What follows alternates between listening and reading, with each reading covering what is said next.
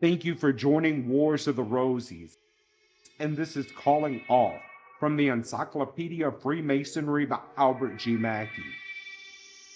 Calling off, a technical term in Masonry, which signifies the temporary suspension of a labor in a lodge without passing through the formal ceremonies of closing. The full form of the expression is to call from labor to refreshment, and it took its rise from the former custom of dividing the time spent in the lodge between the work of masonry and the moderate enjoyment of the banquet. The banquet formed in the last century an indispensable part of the arrangements of a lodge meeting. At a certain hour of the evening, says Brother Oliver, with certain ceremonies, the lodge was called from labor to refreshment, where the brothers enjoyed themselves with decent merriment. That custom no longer exists, and although in England almost always, and in this country occasionally, the labors of the lodge are concluded with a banquet, yet the lodge is formally closed before the brethren proceed to the table of refreshment. Calling off in American lodges is now only used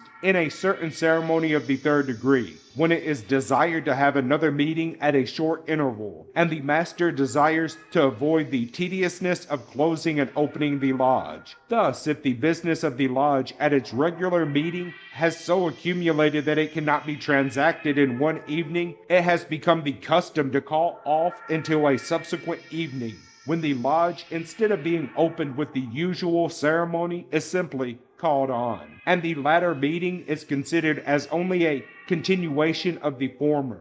This custom is very generally adopted in Grand Lodges at their annual communications, which are opened at the beginning of the session, called off from day to day, and finally closed at its end.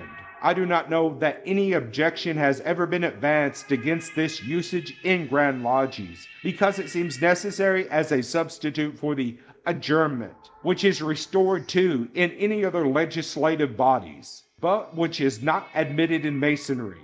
But much discussion has taken place in reference to the practice of calling off in lodges, some authorities sustaining and others condemning it. Thus, 20 years ago, the Committee of Correspondence of the Grand Lodge of Missouri proposed this question. In case of excess of business, cannot the unfinished business be laid over until the next or another day? And must the lodge be closed in form and open the next, or the day designated for the transaction of that business?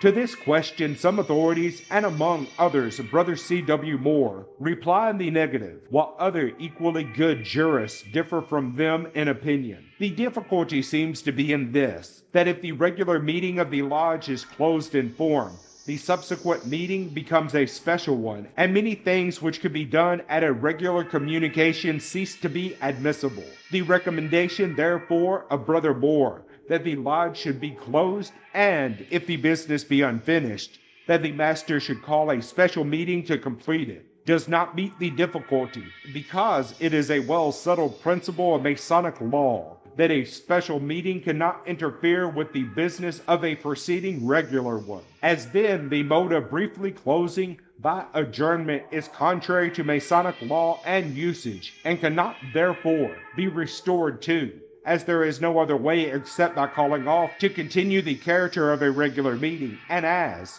during the period that the lodge is called off, it is under the government of the junior warden, and Masonic discipline is thus continued. I am clearly of opinion that calling off from day to day for the purpose of continuing work or business is, as a matter of convenience, admissible. The practice may indeed be abused, but there is a well-known legal maxim which says the following: no argument can be drawn from the abuse of a thing against its use. Thus, a lodge cannot be called off except for continuation of work and business, nor to an indefinite day, for there must be a good reason for the exercise of the practice, and the brethren present must be notified before dispersing of the time of reassembly. Nor can a lodge at one regular meeting be called off until the next, for no regular meeting of a lodge is permitted to run into another, but each must be closed before its successor can be opened.